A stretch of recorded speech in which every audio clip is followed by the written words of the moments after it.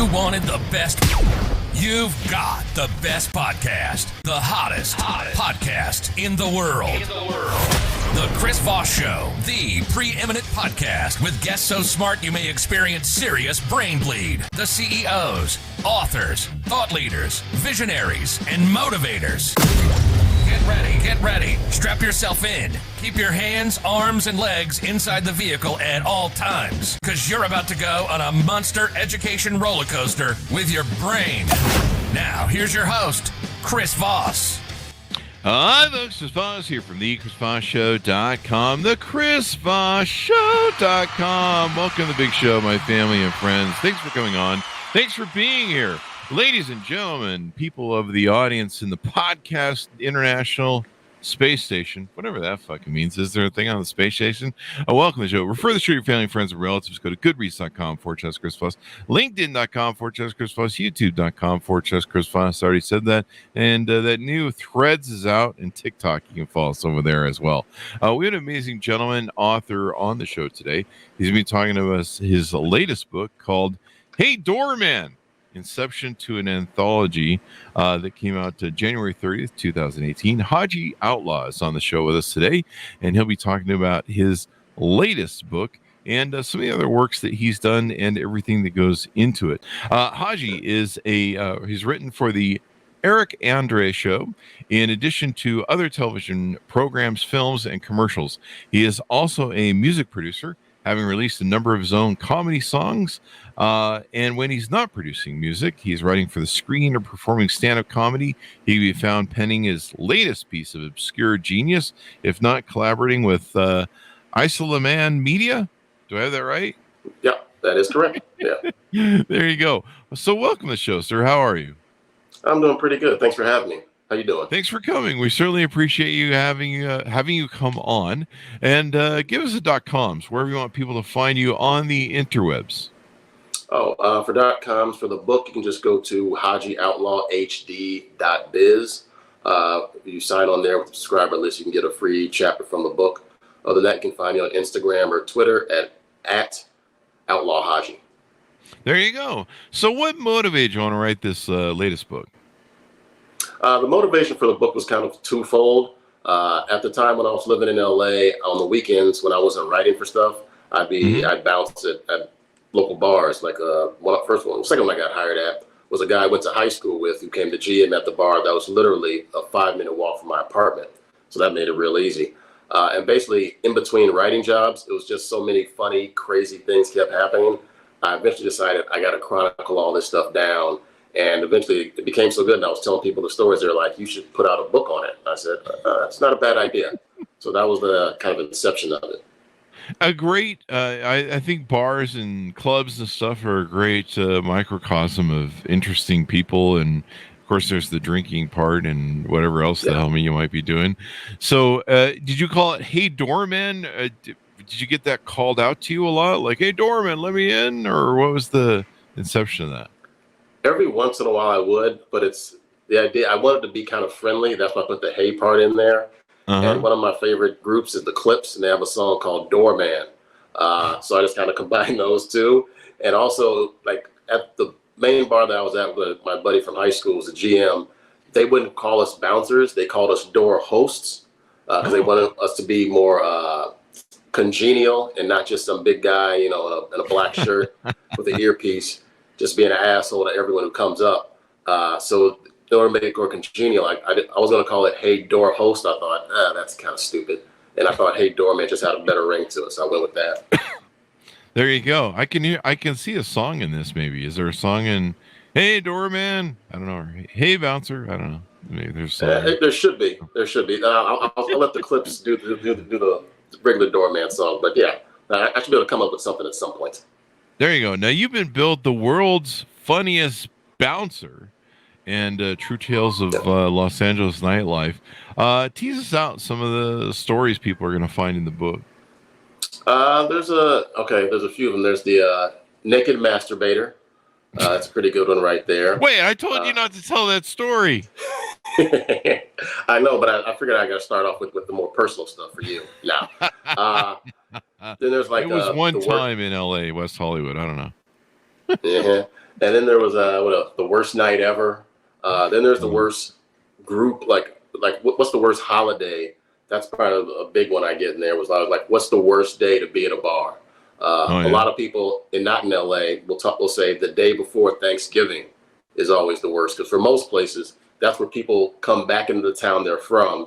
They're not working the next day, which means they're not going to be with their family the whole next day. So there's a lot of big drinking on that Wednesday right before Thanksgiving. But in LA, exactly. But in LA, it's different because most people aren't from LA, so it's kind of a nothing night there. So I went through all the other major days you think, like St. Patrick's Day or New Year's Eve. Those all have bad stuff, but the one I had was actually the worst. It was a bar. We're right on Santa Monica, right near Fairfax and Highland, and it was basically they bought out the whole bar, and we found out after they bought it out that it was a lesbian party. Okay, fine, cool. We thought wouldn't be any problem here. They had one male bartender and then 3 female bartenders. The male bartender told me he has never been openly threatened physically so many times in one night than that single night. By lesbians who literally wanted to fight him. Wow. And then and the worst part of that event, which actually got that group blacklisted from ever coming to that bar ever again. There was a woman who was in the men's bathroom, but it didn't matter that night because they're all women. But there was a woman who was in the bathroom. There's like an overhang, like for the stalls, where like a bar you can grab. Yeah. So she got her arms up here. Someone is holding her legs. Another girl is holding her legs, and another girl is ramming a double-sided dildo in and out of her. Yeah. And the weight of it and everything broke the overhang for the stalls, and they all collapsed on the floor. Then I come in there and look. I'm like, what the heck are you people? Like, there's a dildo hanging out of her, a pink dildo, if I remember right. And you've broken the men's bathroom on an all lesbian night. That's the kind of stuff that I write about in the book. Yeah. This is why we need bathroom rules. Damn it. I don't know what that means. Exactly. But I don't know. Dildos in bathrooms and I had friends that own clubs and we go hang out in the office above the club, and there was always an adventure going on, right? There was someone doing too much and overheating, or someone getting in a fist fight with the bouncers, which is always a really bad idea because those guys are usually looking for blood. They're just somebody for the most part, somebody hurt them in their life, and they're just looking for, I've seen bouncers hunt and shit, because I had friends. Oh, really? Bouncers, but where they're just like looking there, they know some guy's a problem. They're keeping their eye on him and shit, and he's probably getting the shit beat out of him in the back room for some crap he'll pull. He'll grab some girl or some shit that he shouldn't be doing. So these are interesting stories, and I imagine there's a lot of funniness in the telling and the tales that you do through the book. Oh yeah, that's probably the main thing. From my comedy background, from stand-up and for writing for TV, I can take stories that might seem mundane and make them seem really interesting. Basically through different kind of comedy, way you frame it and everything. But that's part of what attracted to me, because like the story I just gave you with the the lesbian party, that's an easy one. But then there'll be other small ones where it's like this one guy. Well, this is kind of a long one, but I'll try to shorten it up a little bit. It's basically a guy who had a beer in his hand as he was walking in. And I was like, whoa, you can't come in here with the beer. And he told me, he said, I just came out from out the bar. I'm like, I've been here the whole time. I didn't see you. He's like, well, I just came outside. And I was like, first of all, you're drinking a Pacifico. We don't even serve Pacifico. and he's with 2 other buddies. And like, they were like, oh crap. And so I was like, if you want to get in, I need to see your ID. He's like, I don't have my ID. The bartender has it. Why does the bartender have your ID? He said, I don't know. They just took it. That was like the second lie in a row. And eventually I wouldn't let him in. And then the guy threatened me 3 times and said he's going to kill me. Oh, wow. Yeah. And I was like, it got escalated quickly. But I was like, I just laughed at him because I grew up on the south side of Chicago. And I'm like, I know some real killers. And the last thing a real killer does is tell you, I'm going to kill you. What they do is they kill you and let other people talk about how you got killed. Yeah. That's how you become a good killer. Yeah. Yeah. Yeah. If you were bouncing in West Hollywood and he had a Bud Light, then you'd know that he had got that Bud Light in the beer. I don't know what that means, folks. You can figure that out.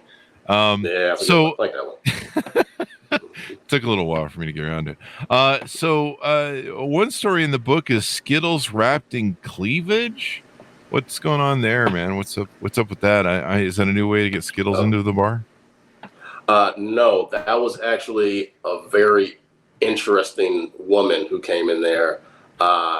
Basically, she walked in with like 3 or 4 friends, and like she just eyeballed me the whole time she came in, and then she came out a few minutes later, and she starts talking, just bringing up conversation. But as she's talking, she keeps on opening one button of her top, and I'm just like, okay, are the breasts gonna pop out here at some point? And eventually, she's like, her other friends come out. She's like 2 buttons away from like a titty being completely out, and that's why I said it was Skittles, because it was like I was getting to see the rainbow. Yeah. But eventually, she's like, I have great boobs, and she just showed me her boobs, and I'm like, yeah, you got great boobs. She's like, yeah, my husband doesn't appreciate them, and she went on and on about her husband while her titties are out, like right on Santa Monica Boulevard. And I look over to her friends. I'm like, I don't know how much she's had to drink. She's only been here a few minutes, but you want to grab her. Her friend comes over and sees her breasts, and like, oh my God, not this again. Not again. Like buns her top. Yeah. And that's why I was like, that's why I felt like Skittles, because I was like, it was like I was seeing something I shouldn't be seeing at the end of a rainbow. Like just a woman just flash. Yeah, just titties flashing left and right, and I'm not even doing anything. There you go. End of the rainbow. There's another West Hollywood joke there from LA, but that's becoming the callback joke of the night. Yeah. There you go. I don't know what's pushing it at this point. But that's the rainbows on those cop cars out there. Is that true? Yeah, all the cop cars in West Hollywood, they have the rainbow flag on it. Do they? Oh wow. Okay. Well. Yeah. There you go. It's interesting what people do, especially when they imbibe in alcohol, and their ability to I don't know, process stuff goes out the window or something. It's fun to watch some of these things. So, what do you think people are going to learn from your book? Is it that humans are interesting creatures? Is it the fun of it, the comedy of it, and the weird behavior of human nature? I think they will learn more about the weird behavior of human beings just interacting at a bar in general. And then I think a lot of people also just wonder, like, who's going to be the worst, male or female, like who's worst at a bar. And they're going to really get both sides, because there's a lot of bad, like, guys. But I've literally, I chronicled in there, I've been physically assaulted by women way more, and sexually assaulted by women at a bar. And in West Hollywood, to be sexually assaulted by a woman as opposed to a man is kind of a feat. Yeah. That's interesting. I think I heard that from another barman. They said, I think it was an interview on a TV show or something. And they said that, yeah, they had more problems with women and sexual assault and getting hit from them than men, because men know if we throw down, we can go all the way to death. So we usually don't throw it down, because we know it can get pretty ugly, because we're men, and we have upper body strength. But women, who knows what's going to go on. I've seen lots of people that have drank too much, and then they get emotional and all that stuff. When you're a doorman, do you kind of approach the night with some sort of mentality or theory where you go, well, let's see who's going to be the shithead tonight, and you kind of have a clue early on, maybe? I never came in with that thought, but if I was there on a Friday and something happened, or if I was there on a Thursday and something happened, the next night I'm like, what's going to happen tonight? What's going to go down now? But it always seemed like the nights where weird stuff would happen were not usually on the weekends. It was on weekday nights. Oh, really? Like a Wednesday or a Thursday, occasional Tuesday. Those are the ones where the weirdest things would happen. Like, I remember it was 2 Tuesdays in a row at this tequila bar where it was a woman assaulting her boyfriend or husband at the bar. Wow. And yeah, like I remember one time, tequila for like I literally walked in just to grab a glass of water, and then I heard like a pop sound, and I looked around. I was like, what did someone drop something? I was like, no. And I heard another pop sound, and I saw the bartender going over to this couple, and he was telling her, like, ma'am, you cannot hit him. And the guy was just taking it, like, you cannot hit him. And I'm like, And then he's looking at me like, I think you might have to kick her out of here. I'm like, that's fine with me. But eventually the bartender's like, you guys got to go, or you got to go. And the next week it was the same thing with a different couple. And the thing that baffled me was no one in that, it was a packed bar. No one did anything. Like even the women were looking at it like, he must deserve it. You like, go, girl. No one to step in. Exactly. Yeah. But if it was the other way around, everyone would have been like, oh my God, he's horrible. Get rid of him. Call the police. Oh. Yeah, I used to appeal all my speeding tickets. There was a trick in Utah for a long time where if you appealed your ticket and it took 2 of the 3 years that it would normally appear on your driver's license thing, you'd only have it on your driver's license for a year. So we'd appeal it endlessly. And in appellate courts, they put you in all sorts of stupid courts, for the appeal, because there's not really a thing for traffic. No one appeals a traffic ticket. But I'd learned this game, and I had a BMW, so I was running up a lot of tickets. And so one time they put me in domestic violence court for the appeal. And I was at the end of the docket, mainly because I was there for the speeding ticket, but also my last name is Voss. So, they just... they put me in. So I had to sit through a whole domestic violence doc at one time. And it was amazing how many guys had gotten beat up by girlfriends.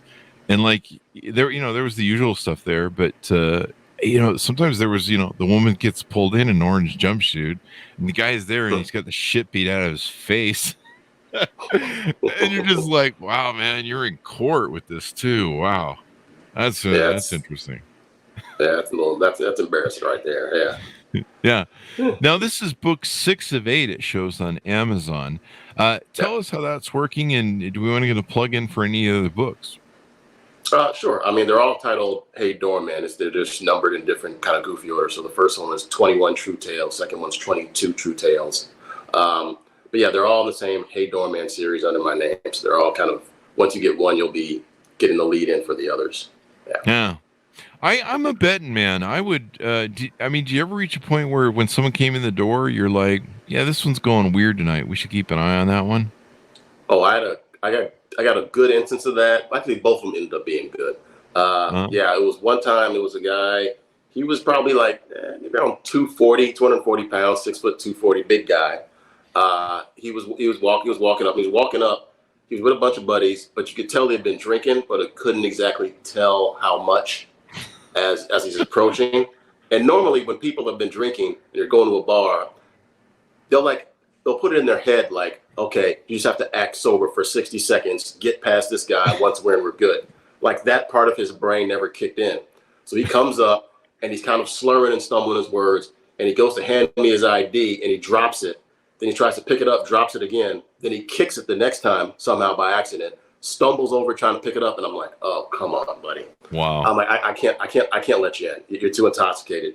He started snapping, going off, saying, I'll beat the crap out of you. I'll kill you, this and that. His buddies are trying to hold him back. He said, just come over here and I'll beat the hell out of you. I'm like, you're 4 feet away from me. Like you're not on the other side of the street. You can't even pick up your driver's license. Yeah. Huh? He couldn't even pick up his driver's license, right? Yeah, and he had a whole fit about it. And then, so the other bouncer I was with, after we kick him out, they go down the block, and the other bouncer sees him walking back about maybe 10, 15 minutes later. He's like, watch your back. I'm like, I'm not really worried. If he does throw a punch, he's going to miss. But he comes up, and he's super apologetic.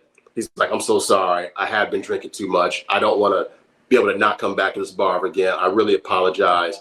I was like, no problem, buddy. He came back like a week or two later. There was a long line. He walked up, introduced himself again. You remember me? I'm like, yeah, I do remember you. You said you're going to beat the crap out of me from 4 feet away. And he's like, okay, I'm going to wait in line. After about 10 minutes, I called him up. I was like, hey, are you going to be a problem tonight? He's like, no, it will not be a problem. I'm like, okay, give me your ID. You can go right in. And after that, he came back, always shook my hand. And he was super nice about it. Well, there you go. That's a good U-turn. There you go. Yeah, it's not everyone's a bad person and stuff. I love that. Having that bad moment. There you go. So who are the worst people in Tinseltown? The worst people? What I've found, it's kind of a split. Young, wealthy white women. Young, wealthy Persian women. The most airy, I'll tell you two quick stories. There was these two white girls who came in there. They go up to the bar, they get drinks, they get shots, and one of them immediately throws up on the bar. Oh, like wow. on top. Yeah. The bartender, female season, is telling the other bouncer, hey, get her out of here. She's got to go now. She just threw up on the bar. So this guy tries to cut him off and be like, tell him you're out of here. They act like they don't see him and walk away. He cuts him off again. They zag another way. And finally he puts his arm out like to stop him with his arm. And it's like, you just threw up. You got to get out of here. And they're like, oh my God, you just assaulted us with your arm. We're calling the cops. And they call the cops. After and the other up in the bar. On the bar. And the other bouncer comes to me and is telling me this. And I'm like, what? Like, yeah, let them call the cops. Their DNA evidence is all over the bar. What are they going to do? So that was when it was just the arrogance of doing that and then calling the cops. And then that's quite the thing, isn't it? It's kind of Karenish. Yeah, a little bit there. Very Karenish. Yeah, and then the Persian one. This will seem bad at first, but I'll tell you the whole story. This will seem bad at first. Yeah. It can seem bad. Like, yeah. Basically, there's just a bar where it's two big rooms. The back room is like a DJ dance floor, packed shoulder to shoulder. Normally, I would go from the front room into the back room around 1 or so in the morning. So I go back there, and I'm back there for 2 minutes, and I see this woman coming towards me like a bad dancer, kind of waddling. And I see the other bouncer, Joshua, right behind her. And Joshua, this is important to say, he's about my height, but like 20 pounds lighter. So he's about 6'3", but like, I don't know, maybe 160 or something, or 175. And he's gay. Like, 2 words come out of his mouth, you know this guy's gay. And it's relevant for the story. So he's walking her, she gets to me, and he's rubbing his eyes, and he says, get this bitch out of here. And he goes behind the bar, and he's trying to go clean his eyes out. And I'm like, I don't know what's happened at this point. So I'm just like, I'm like, okay. So before I could tell anything to the woman that you got to go, she just beelines it towards the front. So I'm just following her. And the whole time she's walking towards the front, she's just like cursing to herself, like getting angrier and angrier. And I'm like, okay. And right as you hit the door, there's a red rotary phone by the door.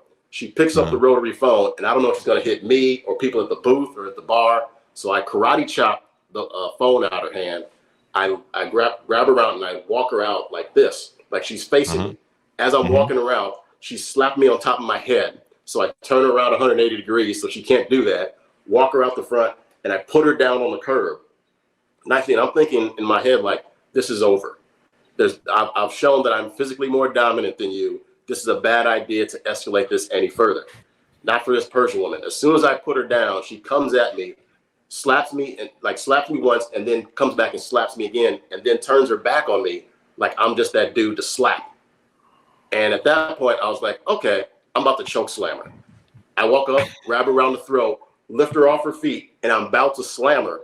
And then I realized like her body just went into survival mode. Like all the anger she had, like her body was like, we really messed up. Chill out. So my GM was right there, Brian, and he's seeing me do this, and he's just his whole like his mouth is open, he's just stunned. And I'm like, Brian, you better come get this bitch. And he's like, yeah, just please put her down. Please put her down. So I put her down, and after I put her down, he tries to grab her. She tries to kick me twice again, and then she yells out loud to Brian as Brian's holding her back, you're just gonna choke a bitch and leave? I look her dead in the eye. I'm like, yes, that's exactly what I'm gonna do. So that's how it ended. But the funny part is, before this happened, the reason Joshua was kicking her out was because at the back of the bar was only one section you can't sit in, and that's the DJ section. She had been sitting there and wouldn't move the whole night, and eventually the DJ was like, told Joshua, get her out of here. And they had got her around the shots thinking that she would leave, and she said she would leave, but she wouldn't. So Joshua was like, you gotta go, you gotta get out of here. She immediately calls Joshua, who's gay, calls him a rapist, throws her tequila shot in his face, and then hauls back and hits him in the face with the shot glass. Wow. So that's when he walked her to me, and he was going behind the bar to clean that tequila out of his eyes because it was burning. Yeah, assault and everything. Yeah. Yeah. Wow. So that's assault with a weapon, and then she assaulted me. Yeah. She seems nice. I wonder if she's got a Tinder profile. I'm sure she does. And so you've collected and written these stories for a while and had some fun with them. Do you tell the same stories on stage, or you do different material when you do stand-up? For stand-up, it's usually a little different. Some of the stories I'll kind of delve into, but for the most part, not really, just because they're already written, and I kind of want to just push them like that's a book thing. But I do talk about the guy who said he was going to kill me 3 times. That's actually a joke in my act. Yeah. You have to give you some perspective on it. I mean, so what about which celebrity has the biggest head? I suppose. Sean Penn. Sean Penn. Wow. Like not like egotistical, but like a physically big head. Like for his body, his head it's O.J. Simpson size. It's huge. Serious? Wow. Yeah, like he was there. He was on a date with Charlize Theron at this tequila bar, and it's a taqueria place too. And everyone, like, I got there a little late, so all the bartenders were like, "Oh my God, Charlize is here with Sean Penn." I'm like, yeah, okay. I'd seen Charlize at another place in Venice, I think, so I wasn't that impressed. But when they walked out, I got a good look because they were like, 3, 4 feet from me, and I was like, "Oh my God, Sean Penn has a humongous head." Probably works good for the film, again, being on screen or something. I don't know. Oh yeah, it probably makes him look tougher, bigger, or something. But I've heard that people say if you're on TV or film, it's good to have a big head because it makes you, look stand out or strong or something. Huh? Maybe I should go into Hollywood. I have a giant fucking head.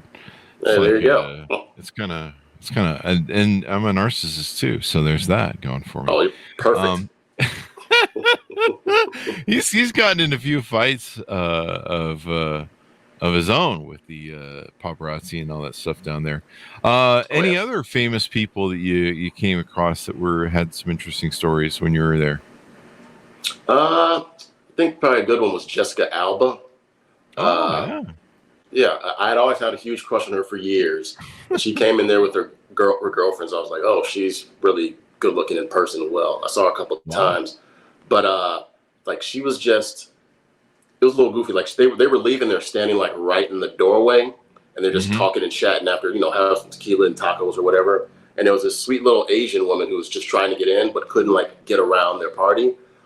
So I had to like tap Jessica on the back and be like, "Excuse me, could you move out the doorway?"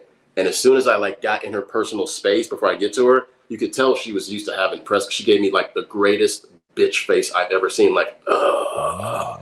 Like you're in my personal space. And then I just remember that look being like, oh, I don't see that in film. That's a serious get the hell away from me face. But after they realized what was happening, like, oh yeah, they moved over and let everyone else in. So, but just that face alone is good. Yeah. Do you ever keep going back and doing doorman stuff so you can get more stories? I did for a while, but I haven't been bouncing since the pandemic. I haven't been bouncing since the pandemic. Oh, that's true. Yeah, the pandemic there. Yeah, it's interesting what people do, and I've seen fights. I've seen girlfriends beat the hell out of the boyfriends in the parking lot. Sometimes going out the front door. One of my friends was a bouncer. He's just a really big dude. He was doing a lot of roids. And he had this little girlfriend, man, and she started beating him up in the parking lot. It was funny. It's interesting what people do when you mix alcohol and, God knows what else they're on or whatever they're off, with their meds. Yeah. And it's kind of funny how, it's just weird what people can do in there. People are dating sometimes, or they're looking to hook up or date, and I don't know what types of bars did you work for different types of bars? Like, I don't know, there's like Western bars and different things. Is there a certain type of bar that is the worst bar or interesting bar to work at? I've heard from other bouncing people that the worst bars are typically, as far as getting into problems, it wasn't a type of bar, it wasn't a Western bar, at least in Southern California, but it was the bars near Long Beach or in Long Beach. Primarily because that's where a lot of UFC fighters train in Long Beach. And so you don't know, like, and now the females MMA people train out there too. So you don't know what anyone is into. And I've heard, like, those are some of the bouncers that are like guys who are all 250 plus, like, because there's some real fighters out in that area. So, but as far as like a certain type of Irish bar or Western bar, I haven't found it much difference. There you go. Probably a lot of roid rage, maybe. I don't know. When you're doing bars that are on Sunset Boulevard, Do you find there's a lot of just tourists and people are minding their manners maybe a little bit more? Yeah, there's a lot of tourists from Japan or Asia come through there. A lot of European too. I can tell you a quick story. I remember there was a guy, I think it's from Tokyo, but it's at the back of this one bar, and he's just smoking a cigarette in the middle of the floor. And I'm like, what the? So I go to him like, buddy, you know you can't smoke in here. Get out. And he barely spoke any English. He was just like, And his buddy had to come over and be like, oh no, he's from Tokyo. He just doesn't know you can't smoke in here. And I'm like, oh, okay, I get it. I won't boot you out. Just put the cigarette out. I've had Europeans, they just tend to be a little more flippant. Like I remember right before the bar closed for pandemic, where like we knew this was something that was big. I think within 3 days, the state had closed down. But this one European, she had a passport. She was smoking a cigarette. And she just, instead of just holding up her passport, because she didn't want to put her cigarette down or put it out, she handed it over to me. And I'm just like, you know, there's a pandemic. Why are you handing me stuff that I have to then put my hands on? And I was just like, come on. And that happened like 3 times that night. It was all people with passports from somewhere in Europe. Wow. Yeah. And you're like, these people have clearly probably picked up COVID. And it's interesting how cavalier people can get and crazy people can get in a bar and sometimes overly friendly. And, when you work at the clubs, whether you're a doorman or a barman, it's interesting how people can be a little probably overly friendly to you. Like they're just a little too familiar. Yeah. Yeah. I've had some regulars who I had to like kind of put at arm's length. Like they always want you to take shots or hang out and talk about their day. And I'm just like, no. This would be the worst. The guys who think you're friends with them and then they want to hang out after hours. And they'll tell people like, other bouncers will be clearing out, like we're closed now, I'll move out. And they'll be like, and they'll sit on the side and be like, no, Haji told me I could stay and hang out. And they come to me and I'll be like, I don't know who this dude is. I don't even know his name.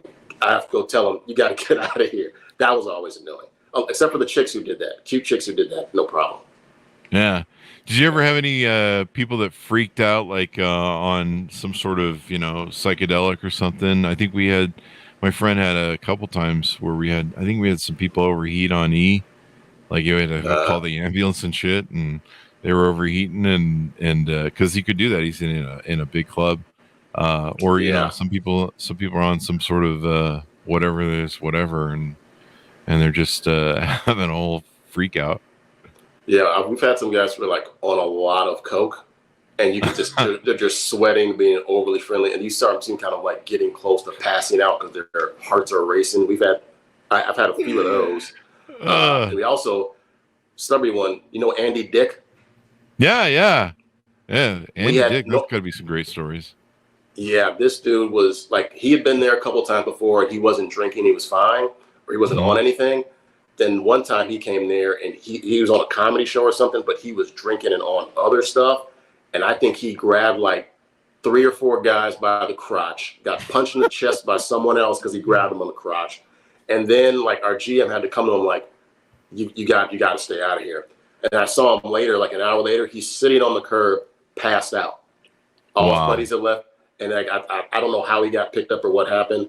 I saw him like that maybe a month later too. But he was always on a bunch of stuff. If he was dead sober, he was on everything. Wow. Didn't some of that make the news on TMZ and stuff, I think? Yeah. I think some of that, I remember him getting kicked out of some clubs and having some issues there. And kind of a little interesting dude. It's just wild what people do, but it's great that you have these books and tell these stories. Because it's fun and it's funny how people live their life. Anything else we want to plug on the show before we go out? A couple of things. They got a couple other book series. One's called These Movies Suck, which is basically my take on a bunch of major franchises. I take shots at Star Wars, The Matrix, bunch of movies. This is one little tidbit. I've always been baffled how no one talks about how all the names in Star Wars are just really on the nose. Like the idea, like Darth Vader. Yeah. Basically, they just want to call him a dark invader. That's what it is. And they just basically just added a lisp, Darth Vader, and took out the N. That's it. He had a lisp. And I like, never thought about and that. That it makes sense though. Yeah, it's all Princess Leia. We need someone who's like royal and everyone wants to sleep with. How about Princess Leia? Nope, Leia's a little on the nose. How about Leia? That works. Oh my gosh! Wow. You know, he ripped the whole plot of that movie off of Kiri Kurosawa's movie. I think the something. Seven. Yeah, but I've heard that rumor. Yeah. It's actually what's his face said he did it. The guy who created George Lucas. He's actually on the video. He goes, I took it from I believe it's called the Dark Fortress. I think it's the something fortress, the Dark Fortress. Yeah. But even the characters, the build out of the characters, R2D2 and C3PO, they're all in the movie. Like, and the plot line is the same. It's just put into a different century, basically. Wow. And so it's funny when, you should go watch it. It's fun to watch. Yeah. And Princess Leia is in there as the thing, and there's a Wookiee, and but there's not a Wookiee. It's just the characters of the Japanese people that they put in the movie, but they have that sort of that wonkiness of each of the characters in the Star Wars movie. And you're just like, holy shit, you just like wholesale ripped off that whole fucking movie. And there you go. When you watch it, you'll be like, there's C3PO, there's R2D2. Wow. Okay. And they act as, goofy and dorky. He just lifted the whole movie, and he says it on the video. There's some video he has that I think is an intro to like the 40th anniversary or some shit. And George Lucas is like, I just stole it all and changed the names, basically. I hope the Kurosawa got a percentage of that, because when he sold it for $4 billion. I don't know how that works. Yeah, hopefully he got a cut of the action and stuff. Hope so. Yeah, a lot of people ripped off Akira Kurosawa. I mean, a lot of our great producers liked it. But no, I never really thought about that stuff. You should do a podcast about that and just rip on movies and stuff. That sounds like it might be a fun podcast. Yeah, it does sound fun. I thought about that for a little bit, but now I might have to look a little harder in it. Yeah. Yeah, somebody needs to throw shit at movies, man. I mean, people like Star Wars, but I mean, you need some entertainment and comedy where you just go, seriously. Like, my big thing with Star Wars is like every fucking movie except for like 2 of them involves blowing up the Death Star. It's like, how many times are we blowing this thing up and how many times are they rebuilding it? Like, at what point does somebody in the Emperor go, these fucking rebels keep blowing up this goddamn Death Star every time we build one. Maybe we should just not build the Death Star, and then some reason every time we build it and they blow it up and we build another one, we put the same flaw in it where if somebody just shoots a torpedo down some hole, the whole thing blows up. Like, maybe there's a fundamental flaw in the process we're using. Yeah, I think Family Guy did a thing on that. I think on their Blue Harvest, where they're like, I remember it was like Darth Vader was like, Stewie was asking like the Death Star is good to go. He's like, oh, but you hesitated. He's like, well, there's one minor flaw. It's a small little hole that a wombat can fit through. And he's like, well, can't we board that up? Like, oh, no, we'd have to go through OSHA and do all this other stuff. He's like, oh, forget it then. Leave it there. No one will figure it out. No one will figure it out. And somehow they do it every time. Yeah, I get tired of the whole, we have a major gun that's going to blow something up. And it's just like, can we come up with something new? Like, I don't know. Yeah. Maybe they can MacGyver, Han Solo can MacGyver something, or I don't know. But something creative. Something creative. But no, that would be a great podcast, dude. It would. Yeah. And then maybe you could have a Doorman podcast too, and you have other Doorman guys come on and tell them the tales of the week. And there you go. Yeah. So there you go. Yeah, it's a good idea. You could put it in Vegas, because I know a lot of friends that work the service industry, as they call it, in Vegas, and so they work the doorman, and there's a lot of the girls that I know that do bottle service, and they have some interesting tales too about what guys do. And then you can interview strippers at Spear and Rhino, and they can tell you tales of the week too. That way, I'd watch that show. That'd be fun. Yeah, I'd be mostly watching to make sure they didn't tell any tales about me. So there you go. Well, this has been fun to have you on the show, Haji, and give us a plug.